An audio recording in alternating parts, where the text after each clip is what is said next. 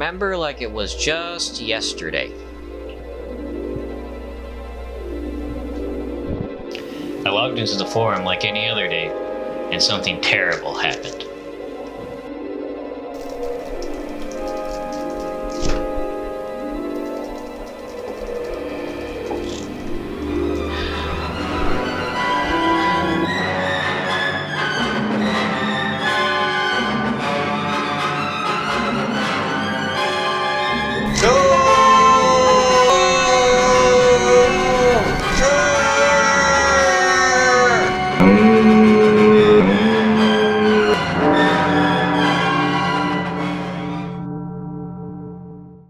At DIYauto.com, we rehost all photos so your DIY or build thread is preserved for years to come. There are scores of threads that would have been lost forever if they weren't also posted to our site.